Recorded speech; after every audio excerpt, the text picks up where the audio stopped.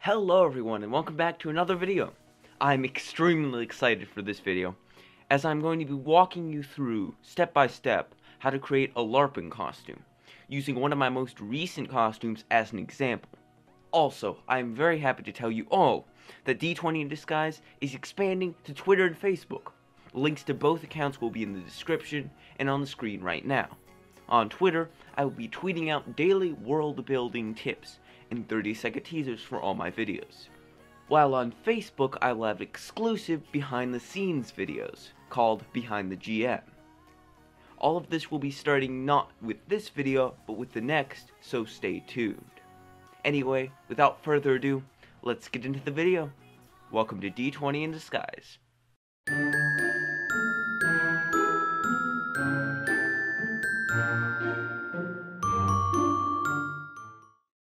To start this video off, let's begin by explaining what LARPing actually is, for any of you which might not already know.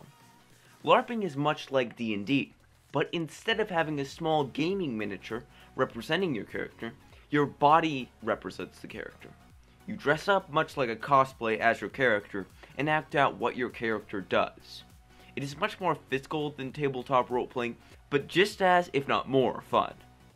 Some of my friends and I have decided to do a themed LARP in a few months, and I've just finished my character's costume, which we'll be using as an example in this video.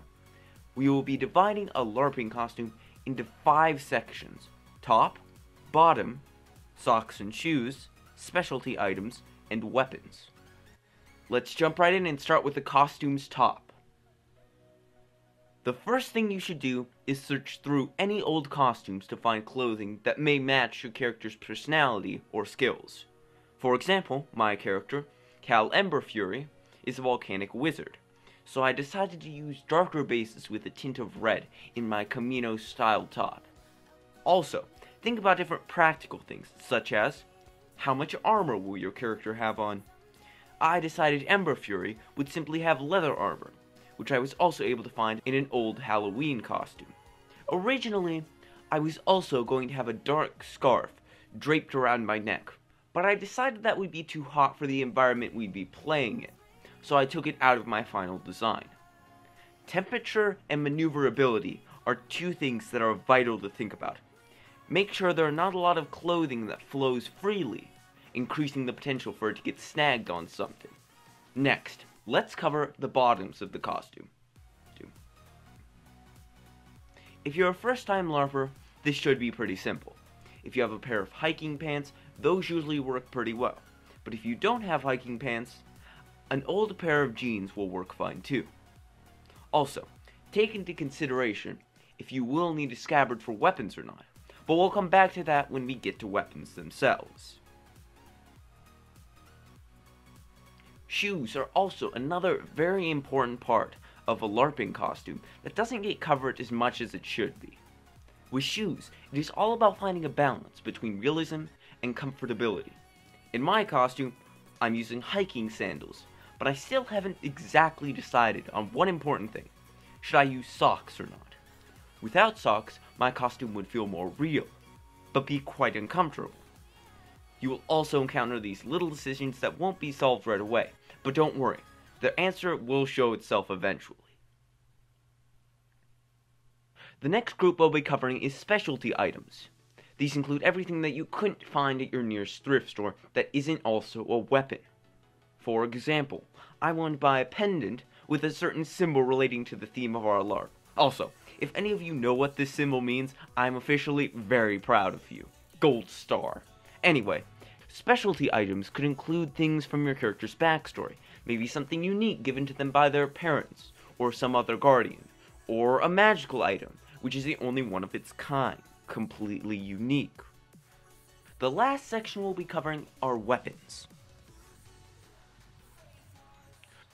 Most of the time you will either need to make or buy your own weapons, as the LARPing rules surrounding weapons are very strict.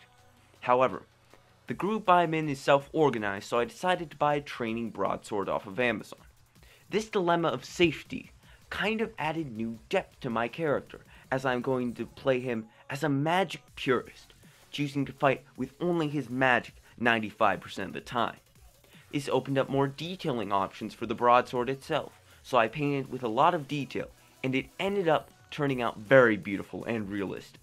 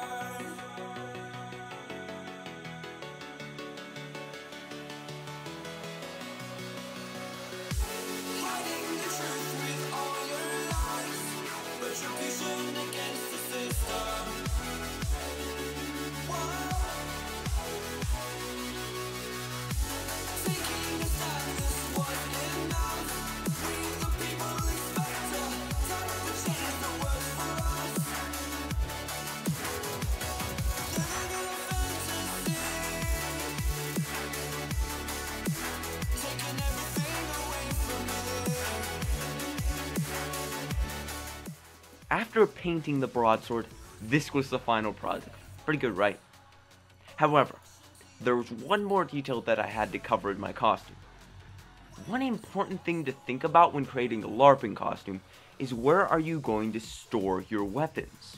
For me, this ended up being an elastic sword frog around my waist, but there are plenty of other options for scabbards or sheaths, such as back sheaths, which can be really stylish on the right character. By this time, you should about have the majority of your costume done. Make sure that your costume fits your character's personality, and if you haven't made a character yet, I would suggest this Beginner's Guide to LARPing by Momo Obrien.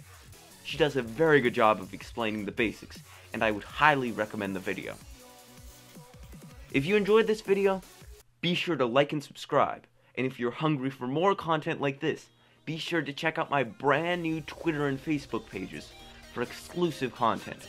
Anyway, I hope you all enjoyed, keep on creating, and I will see you in the next video.